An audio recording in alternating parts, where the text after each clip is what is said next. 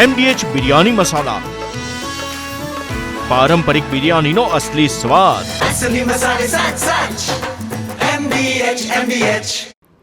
આ તરફ સમાચાર મળી રહ્યા છે. રાજકોટના રાજકારણમાં આવ્યો છે ગરમાવો. રાજકોટમાં સામાકાંઠા વિસ્તારમાં ગોપાલ ઇટાલિયાની સભા. આપની સભાની જાહેરાત થતાં જ ભાજપ એક્શન મોડમાં. પૂર્વ મંત્રી અરવિંદ રૈયાણીને સક્રિય થવાનો આદેશ તેવી સૂત્રો તરફથી જાણકારી મળી રહી છે.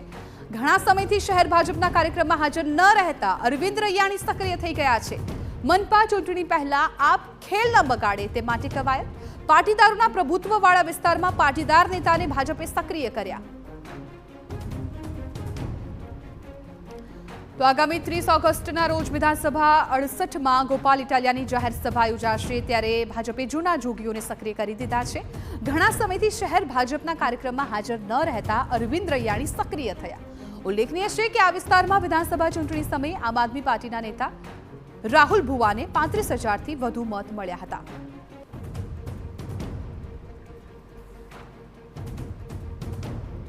સંવાદદાતા મોહિત ભટ્ટ આ મામલે વધુ જાણકારી આપી રહ્યા છે. ફોન લાઈન પર જોડાઈ ગયા છે. મોહિત, જેવી ગોપાલ ઇટાલિયાની સભા યોજાવાની છે તેવી જાણકારી થઈ, તેવામાં તાત્કાલિક જ ભાજપે જે જૂના જોગી હતા અરવિંદ રૈયાણી, કે જેઓ છેલ્લા કેટલાય સમયથી સક્રિય નહોતા, તેમને મેદાનમાં ઉતાર્યા છે. આવી કંઈક વાતો સામે આવી છે. શું છે સંપૂર્ણ જાણકારી? બિલકુલ, ગોપાલ ઇટાલિયાની રાજકોટમાં એન્ટ્રીથી ભાજપનું આંતરિક રાજકારણ પણ છે તે ગરમાયું છે. કારણ કે ભાજપની પૂર્વ વિધાનસભા બેઠક એટલે કે સામાકાંઠા વિસ્તાર છે, ત્યાં ગોપાલ ઇટાલિયા સભા સંબોધવા જઈ રહ્યા છે આગામી 30 ઓગસ્ટના રોજ. અને એટલે જ ભાજપે છે, હવે ભાજપ હાઈકમાન્ડે છે, પૂર્વ મંત્રી અરવિંદ રૈયાણી છે, જે આ વિસ્તારના જ પૂર્વ ધારાસભ્ય છે, તેમને એક્ટિવ કરવાની સૂચના છે, આદેશ છે તે આપી દીધો છે તેવી સૂત્રો તરફથી માહિતી મળી રહી છે. કારણ કે આ વિસ્તાર છે તે પાટીદારો પ્રભુત્વ વાળો વિસ્તાર છે. સૌથી વધુ પાટીદાર મતદારો છે તે આ વિસ્તારમાં રહેલા છે ને. અને અરવિંદ રૈયાણીની વાત કરીએ તો અરવિંદ રૈયાણી પણ આ વિસ્તારના સ્થાનિક છે અને આ વિસ્તારના સ્થાનિકોમાં પાટીદારોમાં ખૂબ સારી એવી પકડ છે તે ધરાવે છે. એટલે જ ભાજપે હવે પોતે જ સાઇડલાઇન કરેલા અરવિંદ રૈયાણી પાસે જવું પડ્યું છે ને તેમને એક્ટિવ કરવા પડ્યા છે.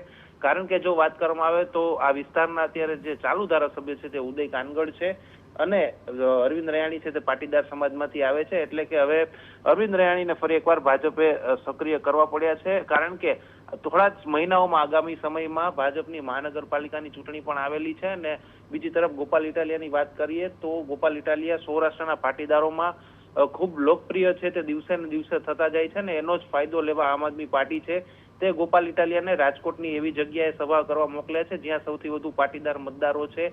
એટલે જ ભાજપ પણ એક્શન મોડમાં આવ્યું છે ને તેમને આ વિસ્તારમાં સારી એવી જે પકડ ધરાવે છે તે નેતા અરવિંદ રૈયાણીને એક્ટિવ કર્યા છે.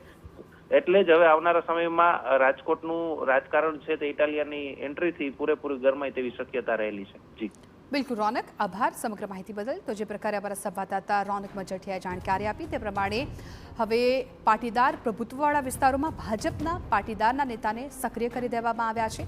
કેમ કે ગોપાલ ઇટાલિયાની સભા યોજાવાની છે અને એ વચ્ચે હવે ભાજપ પણ સક્રિય થતું દેખાઈ રહ્યું છે. MDH કિચન મસાલા રસોડામાં હોય તો આપણે કંઈ પણ બનાવી શકીએ છીએ. રીંગણાનો ઓળો, બટેટા ફુલાવર, ભીંડી મસાલા અને બીજું ઘણું બધું. MDH